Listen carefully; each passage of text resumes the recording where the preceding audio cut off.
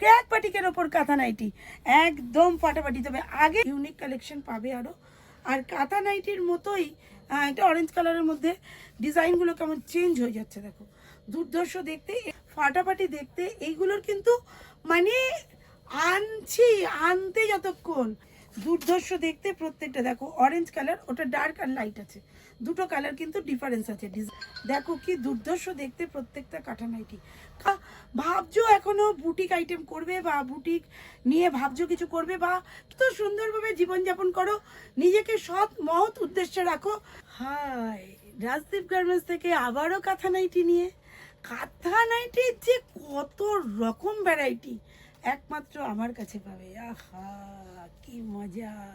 আজকে ক্র্যাক বাটিকের ওপর। ক্র্যাক বাটিক এমন একটা অবস্থা, তোমাকে কি বলবো, তোমাদেরকে জাস্ট রিয়েলি কি বলবো, আমি নিজেও স্বপ্নেও কল্পনা করতে পারিনি যে ব্যাপারটা এরকম হয়ে যাবে। আচ্ছা, ইন্ট্রোডিউস করার দরকার নেই, আমি রাজদীপ গার্মেন্টস থেকে রমি রয়, কেননা কল্যাণী থেকে বলছি। এটা তোমরা শুনতে শুনতে মুখস্থ হয়ে গেছে, যারা যারা শোনোনি আগের ভিডিও থেকে নিয়ে দেখে নিও। সাবস্ক্রাইব করতে কিন্তু ভুলবে না, সাবস্ক্রাইব করতে ভুলে গেলেই কিন্তু ইউনিক ডিজাইন খাতাম, একেবারে খাতাম। লোকেশনই ইয়েই যাবে না, তোমার কাছে কোনো নোটিফিকেশনই যাবে না। তো চলো বেশি কথা না বলে চলে এসেছি ক্র্যাক বাটিকের ওপর কাঁথা নাইটি একদম ফাটাফাটি। তবে আগের নাইটি, কাঁথা নাইটি আর ক্র্যাক বাটিকের কাঁথা নাইটির মধ্যে দামের একটু ফারাক আছে। কালার হয়তো একই রকম পাবে, কারণ একটা থান কেটে আমাদের অনেকগুলো বানাতে হয়। একটা থানাতে একটা নাইটি হয় না, অনেক কিন্তু নাইটির ডিজাইন আলাদা আলাদা চেঞ্জ হয়ে যাচ্ছে। প্রত্যেকটা নাইটির ডিজাইন চেঞ্জ হয়ে যাচ্ছে, দুর্ধর্ষ দেখতে। প্রত্যেকটা দেখো অরেঞ্জ কালার, ওটা ডার্ক আর লাইট আছে, দুটো কালার কিন্তু ডিফারেন্স আছে। ডিজাইনটা দেখো একদম সুন্দর, ক্লোজ করে ডিজাইনগুলো দেখাবি, একদম ইউনিক ডিজাইন। দেখো আগের অরেঞ্জ কালার, প্রত্যেকটা অরেঞ্জ কালারের মধ্যে ডিজাইনগুলো কেমন চেঞ্জ হয়ে যাচ্ছে দেখো, দুর্ধর্ষ দেখতে। এর আগেটা ছিল মাল্টি কালারের গোলটা, এবার হচ্ছে সাদার মধ্যে গোলটা।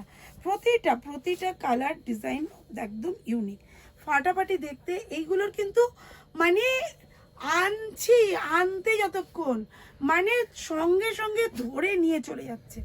এটা মানে ভিডিও বানানোর পরে যখন পোস্ট হবে তখন আদৌ তোমাদের হাত অবধি আমি কতটা দিতে পারবো, যদিও চলে আসবে। আমাদের নন স্টপ মাল ঢুকছে, আর পুজো এসে গেছে, আর কোনো কায়দাই নেই কিছু করার। অবশ্যই ইউনিক কালেকশন পাবে আরও। আর কাঁথা নাইটির মতোই কি করে কুর্তিও দেওয়া যায়, আমি যেমন পরে আছি, অবশ্যই সেগুলো পাবে। দেখো কি দুর্ধর্ষ দেখতে প্রত্যেকটা কাঁথা নাইটি। কাঁথার উপর এবার কলমকারিতেও কাজ করিয়েছি, অবশ্যই দেখাবো।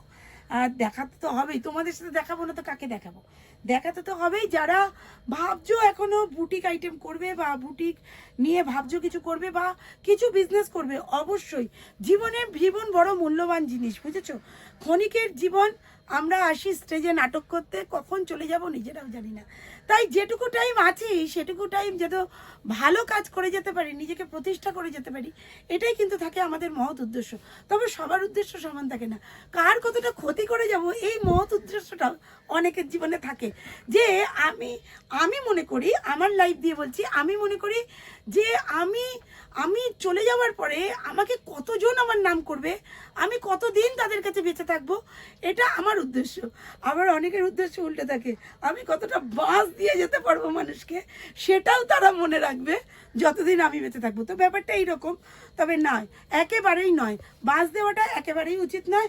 সুস্থ সুন্দরভাবে জীবনযাপন করো, নিজেকে সৎ মহৎ উদ্দেশ্যে রাখো, কারোর উপকার না করতে পারো, ক্ষতি করো না, এটুকু আমার চিন্তাধারা।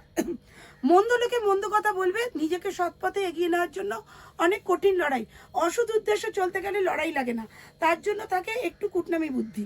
কিন্তু যদি যে নিজেকে প্রতিষ্ঠিত করতে হয়, সঠিক জায়গায় নিয়ে যেতে হয়, তার জন্য কিন্তু অনেক ব্রেনের কাজ থাকে, অনেক পরিশ্রম থাকে। সারাদিন সকাল 10টা থেকে রাত 12টা 1টা পর্যন্ত আমি এই দোকানটার পেছনে সময় দিই, রাত্রে ঘুমটুকু ছাড়া ঘরে থাকি না।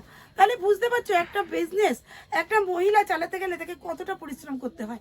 আজ আমার 28 বছরের এই দক্ষতার জীবন থেকেই তোমাদের বলছি যে কতটা পরিশ্রম, কতটা মেহনত, কতটা নিজেকে কন্ট্রোলে রাখলে পরে এতটা বড় বিজনেস একজন মেয়ে মানুষ চালাতে পারে এই এজে এসে।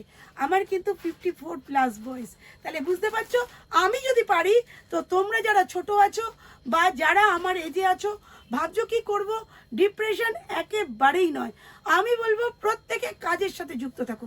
কাজই পারে নিজেকে সুস্থ রাখতে, সুন্দর রাখতে, আর কাজই পারে যে নিজেকে সঠিক দিশা দেখাতে।